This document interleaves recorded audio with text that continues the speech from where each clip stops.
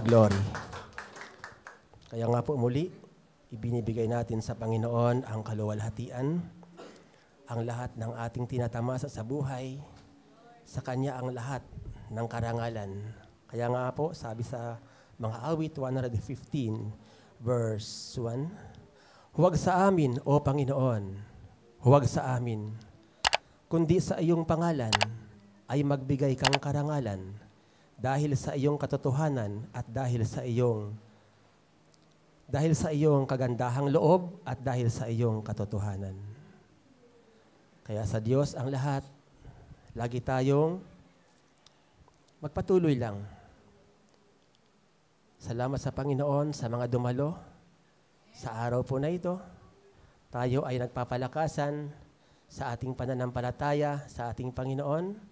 Basbasan nawa ng Panginoong Diyos sa ating mga puso ang Kanyang mga banal na aral na napakinggan po natin sa umaga po na ito sa pamagitan po ng Kanyang pastor na si Ezekiel.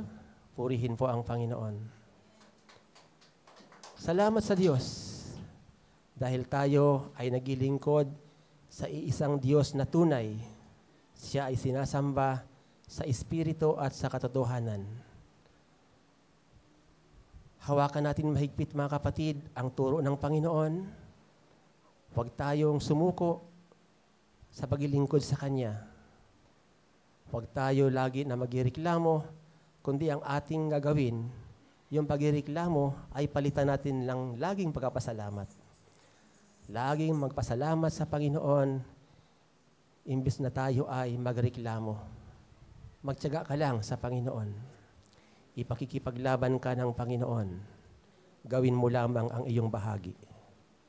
Huwag kang matakot.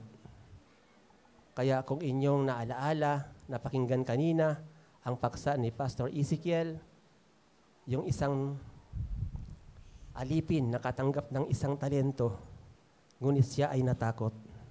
Kaya yung takot na yon ang humadlang sa kanya upang siya ay makasulong.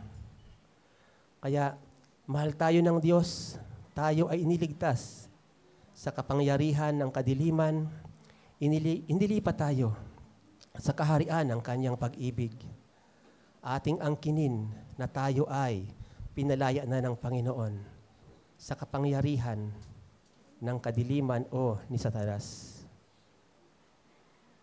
Ang lahat ng ating mga dalangin, ibinigay na ng Panginoon. Sampalatayanan mo yan.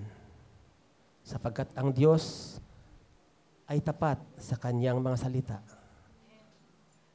Kung paanong ang sanglibutan sa pasimula ay wala, ngunit nang siya ay magsalita, nagkaroon ng buhay o ng liwanag, nagkaroon ng laman. Gayon ang ating buhay. Tayo ay wala. Mula tayo sa wala. Ngunit sa salita ng Panginoon, tayo ay nagkaroon ng laman. Ibig sabihin, magtiwala ka sa Diyos ng buong puso. Lagi mong ibigay sa Kanya ang manobela. Siya ang magtuturo sa iyo ng dapat mong gagawin. Lagi nating ipanalangin ang ating mga kapatid na nasa bawat dako at ang mga magsisisampalataya pa sa pangalan ng Panginoon na sila ay kaawaan ng Diyos, tulungan, at ang mga nasa bingitan ng pagsuko sa kanilang pananampalataya, na sila ay itaguyod ng Panginoon. Kaya mga kapatid, purihin po ang Panginoong Diyos. Patawarin niyo po ako kung sa kabila ng lahat ang iyong abang lingkod. Sa mga nakaraan, siya po ay nagiging emosyonal sa pagharap po sa inyo. Ngunit yun mga kapatid ay akin ng pinaglalabanan na sa kabila ng lahat, sinisika po ng inyong abang lingkod na maging matibay, huwag maging emosyonal sa harapan ninyo. Sapagkat inaangkin nga po ng iyong abang lingkod ang katotohanan na nagpapalaya po sa atin. Yan po ang pananampalataya ng iyong abang lingkod. Hanggang sa ngayon, hindi po siya bumibitaw. Nagpapatuloy po siya araw at gabi sa pagbubulay at pag-iimpok, pagbabahagi ng Kanyang mga banal na salita. Lagi nating itinataas ang pangalan ng Panginoong Hesus Sapagkat kung siya ay wala, lalo tayo ay wala. Kaya salamat sa Diyos. Lagi tayong sumunod sa kalooban ng Panginoon.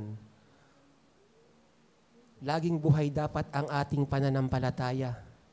Pagtitiwala sa Kanya at pananalig sa Kanya. Kailangan araw-araw buhay ang ating pananampalataya. Huwag lamang sa tuwing araw ng Sabado o araw ng Linggo, after practice, after worship, tutungo tayo sa sanglibutan o lalakad tayo ayon sa kalooban ng kaaway-wag. Magpatuloy tayo sa pagpapakabanal. Manatili sa salita ng Panginoon. Mahal tayo ng Diyos, naligtas ka na. Panghawakan mo ang kaligtasan, natubos ka na ng Panginoon. Ang dugo ng Panginoong Hesus ang siyang tumubos sa lahat ng kasalanan ng sangsinukob. Nilinis ka na ng Panginoon. Hinugasan na ang lahat ng kasalanan mo. Kaya magpatuloy tayo sa pagpapakabanal sa salita ng Panginoon. Lagi lang tayong mamuhay sa kapayapaan ng Panginoong Hesus. Huwag tayong matakot. Panghawakan mo ang pangako ng Panginoon. Hebreo, Kapitulo 13, versikulo 5. Mangilag kayo sa pag-ibig sa salapi.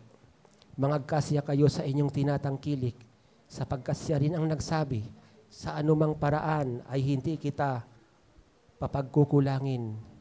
Sa anumang paraan ni hindi kita pababayaan. Panghawakan natin mga kapatid ang pangako ng Panginoon. Sapagkat ang sinabi niya, magaganap. Hindi mawawala ng bunga ang salita ng Panginoon. Siya ay hindi nabigo sa kanyang salita. Pagka sinabi niya, mangyayari. Mga Kawikaan, Kapitulo 16, versikulo 10. Banal na hatol ay nasa mga labi ng hari, at kanyang bibig ay hindi sasalangsang sa kahatulan. Ibig sabihin, ang salita ng Diyos ay tapat. A divine sentence is in the lips of the king. His mouth transgresseth not in judgment. Hindi sasalangsang, hindi niya sasalungatin ang kanyang salita. Kaya ang ating Diyos na sinasamba, siya ay Holy One. Ang Panginoong Hesus sa Espiritu at sa katotohanan. Siya ay iisang Diyos na banal. Siya ay jealous God. Siya ay silosong Diyos. Yun po ang katangian ng ating Panginoon na pinagilingkuran. Kailangan siya lamang. Una sa lahat, higit sa lahat, ang Diyos lamang, walang iba. Ang Panginoong Hesus ang ating pinupuri. Kaya lagi tayong magpasalamat, laging umawit sa Panginoon. Dahil ang Diyos ay nasa kalagitnaan ng pagpupuri. Salamat sa Diyos. Purihin ang Panginoon. Mga kapatid, kung ano man mayroon tayong kaloob, gamitin natin. Ibahagi natin yan, huwag nating itago. Ikalawang Timoteo, Kapitulo 1, versikulo 6. Dahil dito, ipinaalaala ko sa iyo na paningasin mo ang kaloob ng Diyos.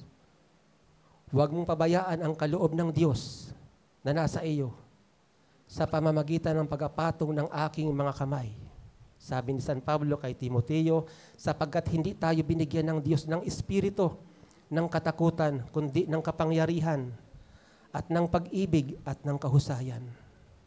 Huwag mo ngang ikahiya ang pagpapatotoo sa ating Panginoon, ni ako na bilanggo niya, kundi magtiis ka ng mga kahirapan dahil sa Ebanghelyo ayon sa kapangyarihan ng Diyos.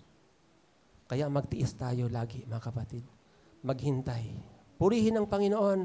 Salamat sa mga biyaya na ipinagkakalob sa atin ng Diyos sa araw-araw. Praise God. To God be the glory. 2 Corinto Kapitulo 12, versikulo 9. At sinabi niya sa akin, ang aking biyaya ay sapat na sa iyo, sapagkat ang aking kapangyarihan ay nagiging sakdal sa kahinaan. Kaya't bagkus akong magmamapuri ng buong galak sa aking mga kahinaan, upang mamahinga sa akin ang kapangyarihan ni Kristo.